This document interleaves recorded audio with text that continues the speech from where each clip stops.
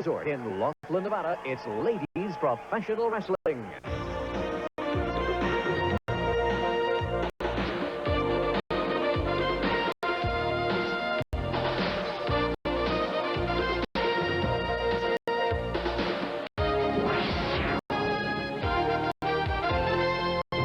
The L.P.W.A. is on the air, featuring the finest female wrestlers competing in the hottest wrestling action on television. And now, your announcers at ringside, play-by-play with the voice of the L.P.W.A., Killer Ken Resnick, and color analysis by America's real live hero, G.I. Joe, Sergeant Slaughter.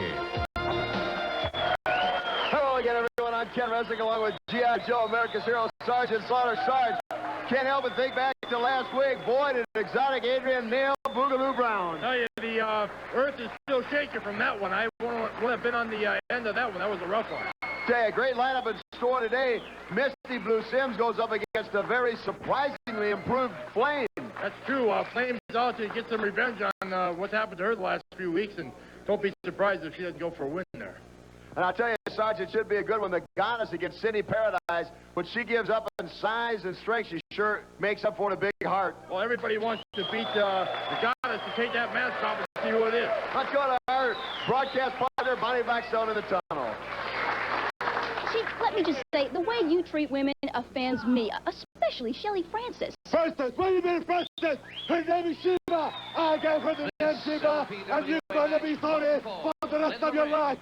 Take a look at my new Harim! The Bob, she is going to be the champion! Wassalamu alaikum! Her opponent, weighing in at 136 pounds, from Richmond, Virginia, Rusty the Fox Thomas, managed by Sheik Adnan El-Kaissey. Well, Sarge, it doesn't seem to matter, no matter where we are, where the crowd is. The Sheik is universally disliked.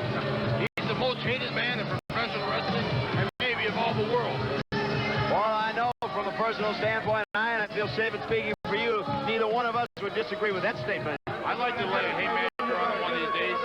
Well, right away, Sheik starting in. I think one of his biggest assets to whoever he's managing is his intimidation factor. I doubt he'll be able to intimidate referee Eddie Sharkey, though. Well, as you know, Rusty the Fox Thomas was a tag team partner one time with Shelly Francis, and little did we know that all the while she was with the Sheik.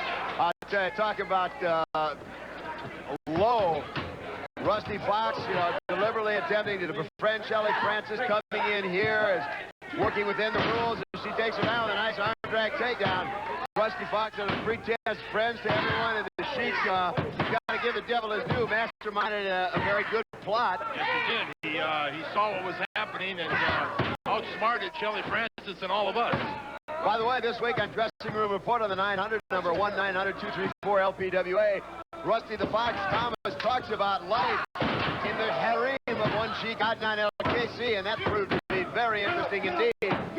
She's handling herself pretty well in that ring. She laid a pretty good elbow right in the kisser of Hosaka there. Nice judo chop, and I think the Sheik's viciousness is coming down to Rusty the Fox. Oh, she missed, and Melia caught a good boot right in the breadbasket. Crowd roared its approval.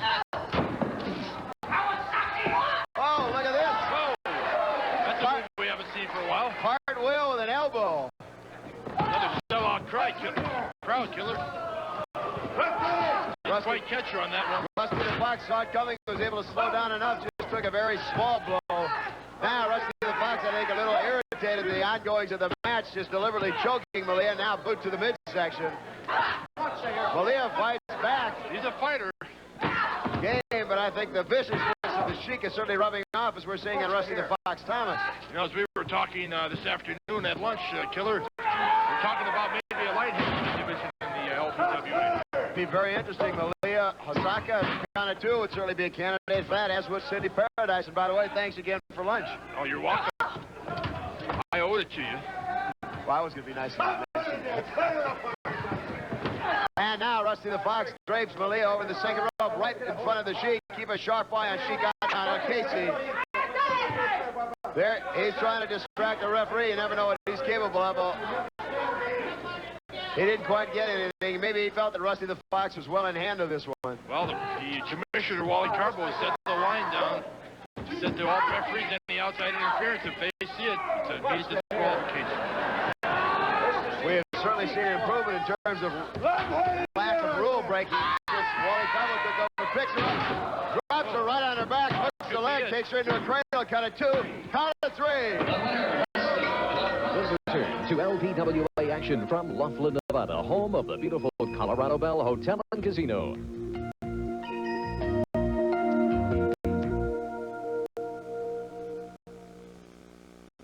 Have they no competition here at all? I mean, she won't even be a workout. Oh, I just have nothing else to say, my dear. Nothing. This LPWA match, one fall in the ring, weighing in at 105 pounds, from Chicago, Illinois, Cindy Paradise.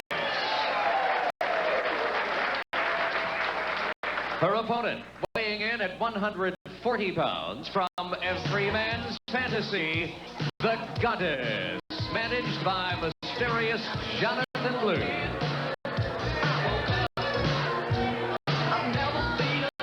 I can't help but think, Sarge, every time I take a look at Jonathan Blue, there's just something sinister about that man.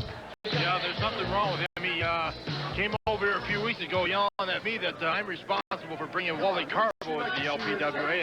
He doesn't like it. Well, there's no question Wally Carbo, a longtime friend of both of ours, and he is certainly making his impact felt, no question. He sure has.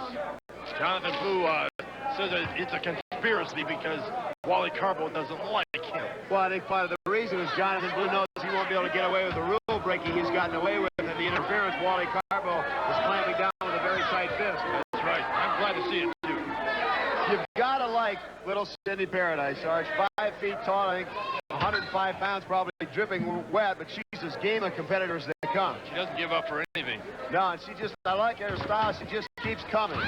Contract takedown by little Cindy. Now they're trying to claim that hair was pulled, and no way. She told me before the match she was going to take that mask off. The only way you can get it off really legally is to pin her. 1, 2, 3. Well, somehow something tells me that just to say it happened to come off illegally, I don't know that Wally Carbo or anyone else would be too upset. And a second arm drag takedown. Now Jonathan Blue up on the ring apron. Keep an eye on him, Cindy. I wouldn't turn your back. Exactly.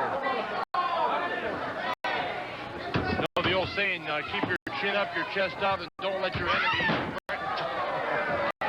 Now wait a minute, you bought lunch, but I didn't hear anything about breakfast. You couldn't afford my breakfast. And the Goddess returns with an arm drag takedown of her own and goes into an armbar. Holds on, Cindy Paradise, so Smiley works her way to her feet. Goddess pulls her by the hair. Referee Jesse Hernandez in perfect position and caught her. She broke it just momentarily long enough to satisfy the rules and went right back to the arm. You know, Killer, with all that long blonde hair of the Goddess, you think one of us would recognize her. I've got some suspicions, but I hesitate to voice it. But every time I think I may have an idea, something comes to light that proves me wrong. Now there you see again, the Goddess trying to distract the referee, but look at Cindy Paradise wasn't about to let go and rolled her all the way over. He outsmarted her on that one. Way to go, Cindy. By the way, Cindy Paradise has been getting a great deal of fan mail as of late from admiring male viewers, and I'll tell you what, if you want to give us a call in Dressing Room Report, 1-900-234-LPWA, we will let you in on what is nearer and dear to Cindy Paradise's heart than anything else, and if you want to try and get a date with her, we'll tell you the place to take her. Aha. All right. Can I call? Absolutely. Okay. Well, if you'd like to buy dinner, maybe I'll tip you off. Squeezing the neck pretty good there. She has a Goddess holding a head scissors, and the referee was alertly checking to make sure she didn't slip it into a choke, and Cindy was able to kick out. Cindy's very good. She must have, you know, whenever you're in that, you feel your opponent relax. In just a minute, Cindy took full advantage. Now the Goddess going a series of forearms across the neck and down. Takes her down again by her hair. We don't feel her wrestling has really grown and really aged. And a lot of the girls now watch a lot more tapes of their opponents, computerized reports. Someone like the Goddess probably has a big home entertainment center. Right. Probably watches every one of her opponents before they wrestle them. Blatantly choking little Cindy. That could well be one of the functions of Jonathan Blue. The guy is seemingly throwing the rule book right out the window. That's right. I have to comment, too, again, week after week, great directing. Truck out in the... You've got to allow me to do it. And wait a minute, the goddess goes up on the second rope. Oh, she missed. Cindy rolled out of the way. Cindy paralyzed, a little ball of fire. Very pleased with herself.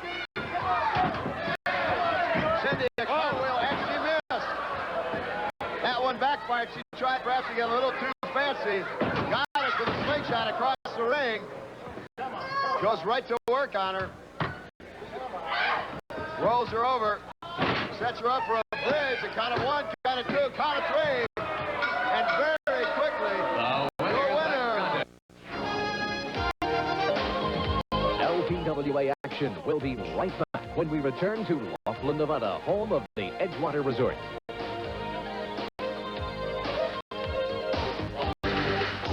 Today to get to the bottom of just what is going on between Team America and the Nasty Girls. I mean, you two have tried every dirty trick in the book to almost literally try and end the careers of Heidi Lee Morgan and Misty Blue Sims. And you, Nasty Cat, you used to be good friends and tag team partners with Misty Blue. Now you're trying to put her out of wrestling. Misty Blue is a weak link. She's my tag team partner now. We're number one, right. And we're going to stay number one. And as far as fighting dirty, there's no such a thing as fighting dirty. You fight to win. That's right. I mean, the annex you've put, there is no call in professional wrestling to try and bring nunchucks into the ring, those sticks you carry around. No, you always criticize me. I hear you talking about me on TV. Well deserved. Yeah, well, you and Dudley do right. I don't like the way you guys comment about me. Well, what do you expect us to condone those kind of annex? What possible reason could there be for bringing those nunchucks in the ring? You tell me. Because I felt like it. Well, because you felt like it. There are rules in professional wrestling. We talked to Commissioner Wally Carbo. You talk about trying to be tag team champions. If anything, a lot of people feel you should be suspended indefinitely from wrestling with those annex.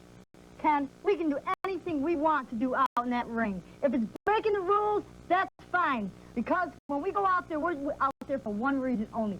To get them belts, and if we have to do anything, we're going to do it. I have a sneaky suspicion Team America will have a lot to say about that. We'll be back.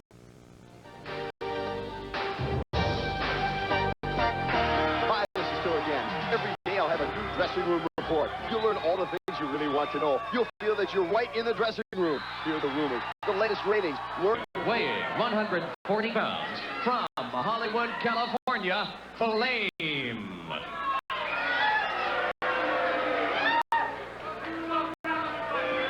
Her opponent, weighing 128 pounds from South Glen Falls, New York, Misty Blue Sims, accompanied by Heidi Lee Morgan. Also tag team champions of the L.P.W.A. As Team America, I'll tell you, they're about as popular as you'll find anywhere. That's right. They've been the champions for quite a while. Showed us that they deserve to be the champions. You know, Sarge, this one should be interesting. Neither one of us have really had the opportunity to talk to Jan Flame, but there's no question she has greatly improved. She sure has. She's been at the gym and works out every day, real hard, too.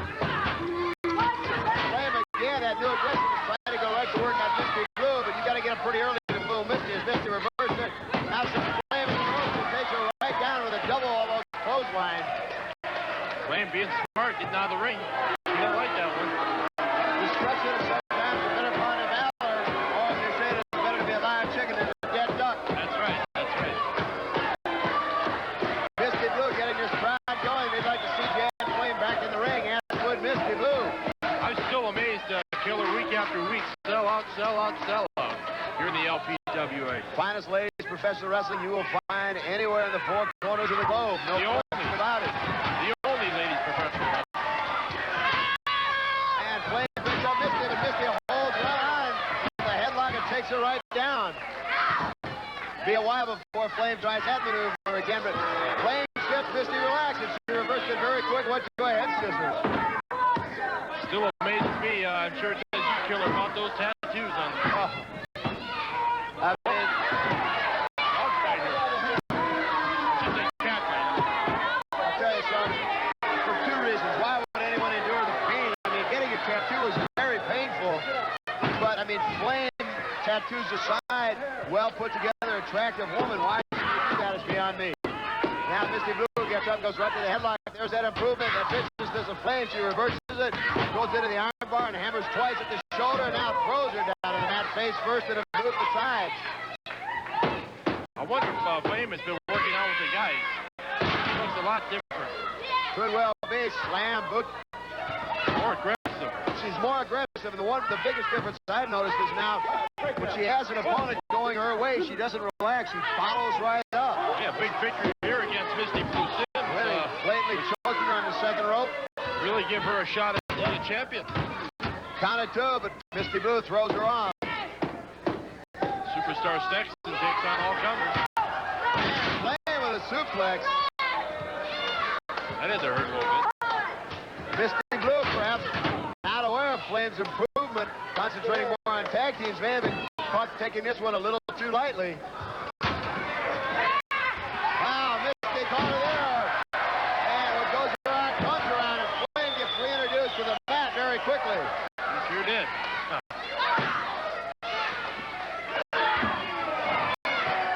And now Misty Blue goes up to the second rope. Whoa! Playing some haymakers in there. Couple of haymakers. Now she goes. Took a little hair with her. Some strands of red hair in the ring now. Misty picks her up a scoop slam. Drops her down. Goes Misty up for the high fly. Shades of Jimmy Superfly snuck on her. Oh, did she get up in the air? She got the 10 here. Hooks the leg. Count of three. Oh, Misty Blue. I don't care how much Jan Flame's improved, but when someone comes off the top rope on you, it's not going to take much to pin you. No question. A big improvement by Jan Flame, but Misty Blue showing you the reason why she is, in fact, along with her partner Heidi Lee, the tag team champions of the L.P.W.A. Team America. Misty Blue puts another one in the victory column. I'll tell you, Sarge, but they've got their hands full. In a moment, we'll be going to our colleague Bonnie Blackstone, who's going to talk to Team America. And I'm sure one thing on their mind will be none other than the Nasty Girls. Let's go to Bonnie. Misty Blue, congratulations. A great victory against Jan Flame. Folks, this is the best the L.P.W.A. has to offer. The undisputed tag team champions. Heidi, many challenges coming in. One in particular, the Nasty Girl, the Nasty Cat. Nasty Girl and Nasty Cat don't know how to wrestle. They only know how to cheat, and we're fed up with it. So when we have to wrestle them, they're going to know what wrestling is all about. They, more than anyone else, seem to want to throw the rule book right out the window. Your response? My response? If they want to play dirty, we can play dirty too. All right. Team Americans hit more. The L.P.W.A. from Laughlin, Nevada, home of the exciting Ramada Express Hotel, will return in a moment. They want to get those Nasty Girls to settle the score, and they don't want to lose a single match at this time. And I'll tell you, Sarge, I am looking forward to next week where we'll all talk about the slap that Exotic Adrian gave Boogaloo Brown. Next week, it's Miss Linda against the Bad Girl. That's right. And Boogaloo Brown, I heard, had a couple of loose teeth, and he's on after revenge also. For Sergeant Slaughter, Bonnie Blackstone, I'm Ken Resnick. We'll see you again next week, everybody. So long.